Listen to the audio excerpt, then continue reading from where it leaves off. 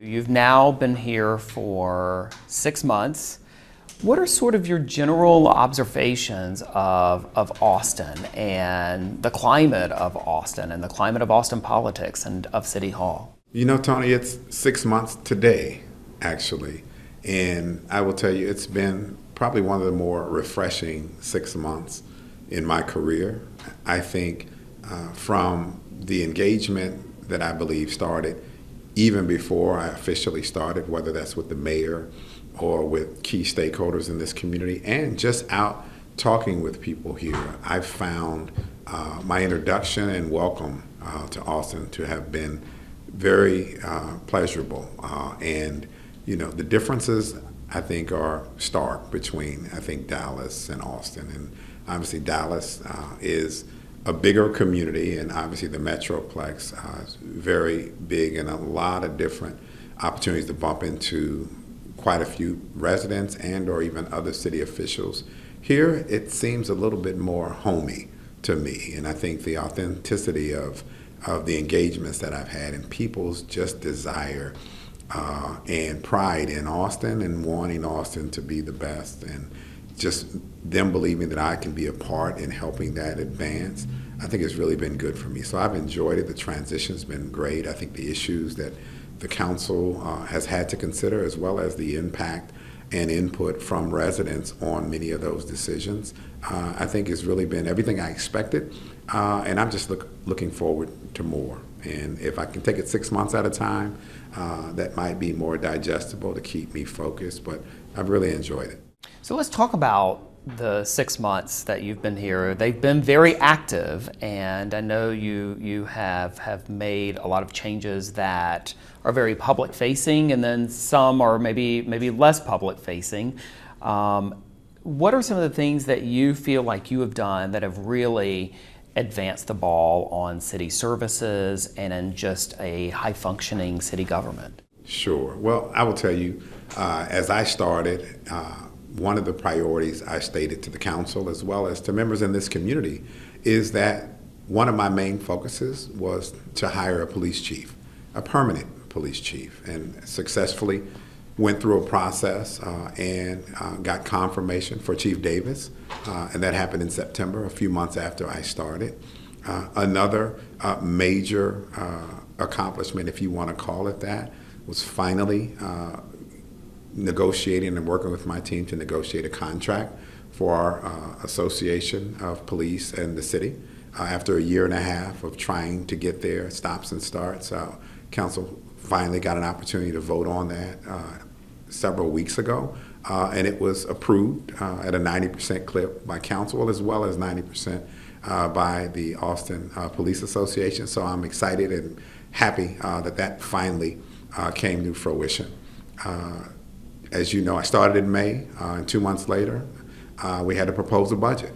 And so, again, I appreciate the team's hard work before I had gotten here, but also getting me up to speed enough to have me have some opportunity to help shape and form what was presented to council in July that they subsequently adopted in August. And, you know, the thing that I'm probably even more excited about, not just doing the budget, it had a lot of good things in it, for this community, but also finding a way to put a stake in the ground on a different type of budget process that allowed us to adopt a 2-year budget that was balanced. In my mind, that would share with the community and the council that we actually can do some sustainable things over more than just 1 year and actually balance a budget the next year so that we can start out already in a good place with the community and council knowing what we can actually accomplish and then building on that budget year over year. And so I'm excited about those things. Beyond bringing on new employees and or promoting individuals that I believe are going to help us be more laser focused, I think I'm just excited that the team and my engagement with not just my executive team, but actually out with frontline employees has allowed me to be onboarded and get a better glimpse of how we function as an organization. And I believe that will only strengthen and improve the things that I hope council will allow us to be able to do and I can lead this city in over the next few years. With regard to some of the more bread and butter services that the city offers and provides residents. As you have assessed those over the past 6 months, where are the areas, the room for improvement? What would you like to do to sort of have a better experience for Austin residents? Well, I think one, just how we engage and better understand where we may not be meeting the mark. And having real and intentional conversations about what that looks like so that we can actually find ways to get better in our service delivery. And so part of my journey thus far has been actually being out and meeting with people, whether that's small businesses, whether that's neighborhood associations, whether it's just individuals that I happen to see at meetings. I'm always inquiring, how are we doing? What is it that we can be doing better? And I get high marks as it relates to how we provide services. But I do know, coming from other places and just watching and listening and seeing some of the things we are doing, I think there is room for improvement. And I would just say, for me, I hear a lot about how in some cases we're very siloed in this organization, and we're doing great work in our respective areas. But a lot of those areas cross over. And so one of the things that I'm focused on with my team as well is to be able to identify and recognize that we've got partners that have intersectionality in a lot of the services that we provide. And we need to be able to have those conversations outside of our own buildings to really communicate with our peers to actually provide a better service and have a fully and comprehensive approach at how we're dealing with residents' concerns. And so I can't pick on any specific department. I know there's issues around. I was going to ask you for an example. Well, I'll give you an example. There's issues around our homeless response and whether or not we need to have more partners assisting us outside of the city organization, or even in some cases just a responsiveness to our 311 systems and ensuring that people feel like when they call in a complaint and or a concern that it's actually being resolved. And in some cases, people don't actually see that because they may not understand our codes. And we need to do a better job of explaining what is a violation and what is not. And I think, again, just better communication with our residents and just a steady focus on wanting to get better and actually understanding where people don't believe we're standing up in the right ways and actually finding a way to do that better. And so that takes time. And again, I'm not going to recreate the wheel when I get here. I think my job is to really just make sure my employees have the resources to do the work, they understand what they're supposed to do, and I can show and share appreciation when I know they're doing a great job, just to reinforce what I believe we are, and that's a customer service organization. And so folks need to be told and reminded that they do good work so they can do more of it. Certainly public safety is always a topic on the minds of many people. You mentioned the new police contract being signed, the hiring of Chief Davis. You also hired your former chief in Dallas, Eddie Garcia. Can you just talk about the decision to sort of build that team and how you think it is going to impact positively public safety? Well, again, I think as I arrived, didn't have to read too many newspapers or have too many conversations to know that public safety, the relationship between our public safety personnel, particularly police, in our community, as well as this council or people's perspective, even inside the rank and file, there seemed to be somewhat of a disconnect and a need for some rebuilding of trust and improvement in the relationship. And so the opportunity to bring on Chief Davis, who I think comes with a spirit and a mindset and a focus that I think really matches and meets the moment of where policing is in communities, no different than Austin. I think selecting her and her approach to it and how I know she is going to turn the page and change and create a different mindset, as well as work with the people in the department to really help them become better, help them be more responsive, no different than she is on a daily basis. I believe she's going to set a great tone, not just with the rank and file and her employees, but also how she interacts and engages in the community and respects the level of engagement that's necessary to be a chief in a large city. I think it is only going to help her to actually have someone in the administrative ranks that is not a city manager proper, but also has walked in her shoes, to actually have someone to provide counsel and bend the ear of, to run ideas by, and someone on our side of the equation, meaning management, to challenge certain things that may or may not be functioning right, and or offer some opportunities for her to see some stretch opportunities for the department. And I think it only is going to foster, I think, a collective appreciation for just how we believe, myself, ACM Garcia, that struggled to say ACM Garcia, and Chief Davis collectively, how we're going to have the impact that I think the community thinks we can. And so building a team is not easy, but you got to be smart enough to recognize how to put things together that you believe will ultimately get you to a final destination that's better than it was before you started to tinker with it. And I'm excited about the work that they're going to be able to do together. And to be honest, I think Chief Garcia, or former Chief Garcia, is going to lend a wonderful ear to our fire department, our EMS division, our Homeland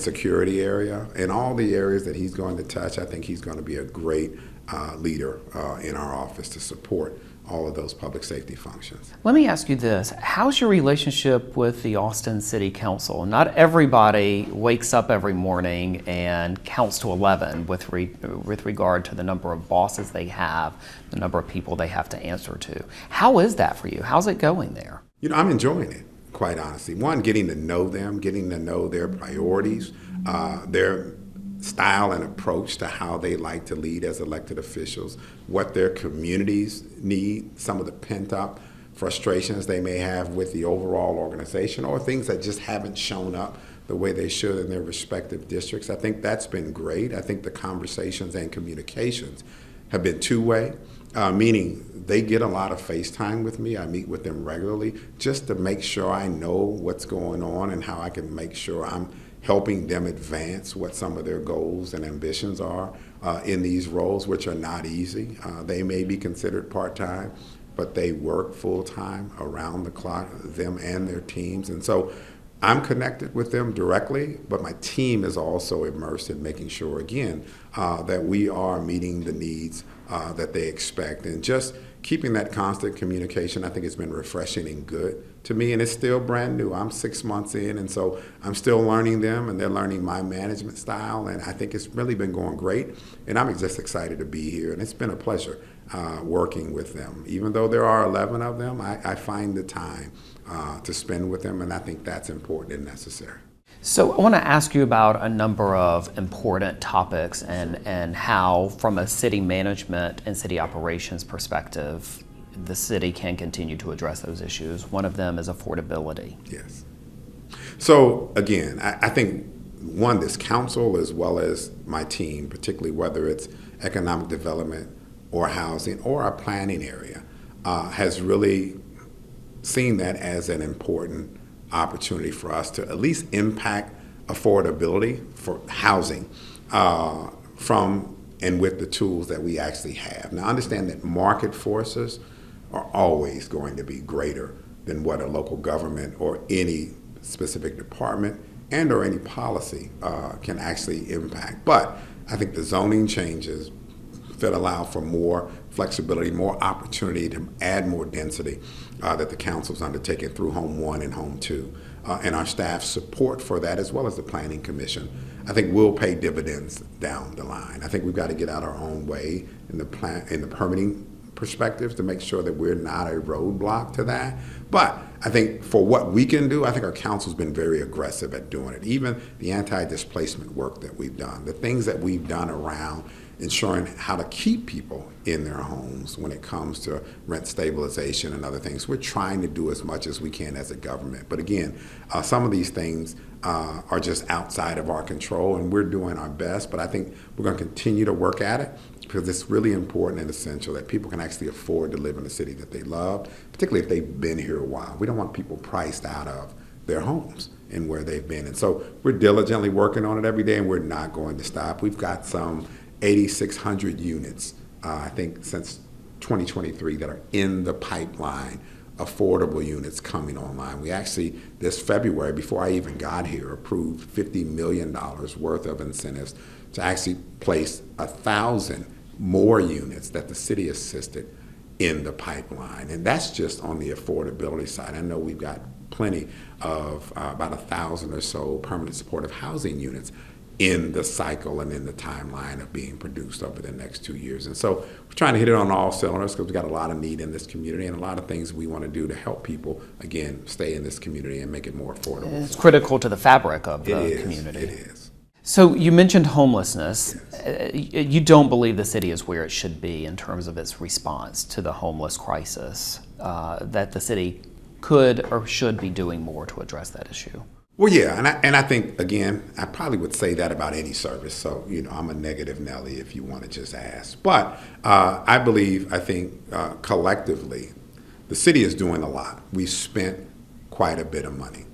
We've actually pulled together, the last interim city manager pulled together a homeless strategies office that really kind of consolidated our efforts around encampment closing, as well as just managing, along with our partners, ECHO and others, how and what we're doing in the homeless space. And so I think there's room for improvement. I think there's better coordination. I think there needs to be probably a more defined and definitive plan and approach that doesn't just do one thing. There are probably 4 or 5 different levels along our continuum that we need to work in, whether that's permanent supportive housing, rapid rehousing, whether that's just diversion and keeping people out of homelessness, and sheltering, as well as just providing the necessary wraparound services that link people and understand where people are at any point in any one of those journeys to homelessness, and then just getting people off the street.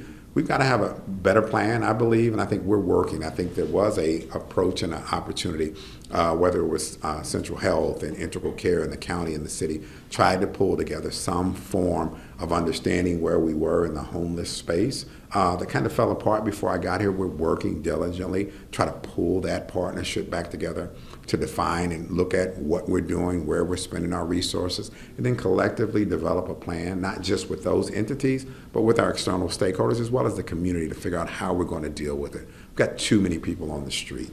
And I think what I want to do is not make it a turnstile where people come in and out of homelessness. I want it to be brief, and I want to get them into homes, whether that's permanently supportive homes or help them stabilize so they can live on their own. And so again, we've got a lot more work to do, but I think every community is struggling with that, and it has really been driven by a lot of issues, not just people's own issues and challenges, but there are big, again, market forces, whether it's affordability, that people just can't find and stay housed. In some cases because of affordability, but there are a lot of other reasons. And so we've got to address it, and that's a big issue, and I know it's very visible. And so beyond just finding a way to get people housed, we've got to really figure out how to make sure we keep this city clean and clean up some of the debris and some of the things that are remnants of people who are experiencing homelessness. And we've got to tackle that on all fronts. And I know we can do better, and we will. We'll start to invest more and align those resources better so we can get bigger bangs for the bucks that we spend. A couple of other big topics that I want to ask you about. Certainly Project Connect is a topic that a lot of people are interested in, and just transportation in general. How do we get people to and from where they need to go in this city without everybody being in a car and cramming the roads and traffic congestion and those types of issues? Well, one, we got to continue to market, in my mind, the realities of what public transit means to a community, and support Cap Metro and support Project Connect, and find ways to place those transportation options around and near dense populations to encourage and incentivize making headways better so folk can feel like, hey, I can get where I want to get at the time I want to get there, and not be 2 minutes late and then have to wait 30 minutes because of things. And so we've got to work to continually get our systems to work where they are, I think, on demand and ready for people when they want to use them. Now listen, I make no bones about it. This is Texas. People like their trucks, they like their vehicles, they like to arrive and go when they want to go, me included. And so I think we just got to really try to help retrain people and let folk know, hey, you can sit on the highway and be frustrated for an hour, or you might be able on bus rapid transit to get there and do 2 and 3 things at the same time and arrive there in 30 minutes because we've got lanes that ultimately will get you there faster, and or sitting on a light rail system and get from the north to the south and just do those things in a much more comfortable environment. So I think it's just more about education and growing up as a community to know that it's not always about a vehicle that you own and possess, but we need to do things, one, that will help the environment, as well as just change the way we approach it. And I think the young people that continue to come to this community will get us there over time, quite honestly, because they, in some cases, don't want to own cars. They like the on-demand things. And so I think the better reliance and accountability of our systems, I think will help improve that. We just had one of the hottest summers on record here in Austin.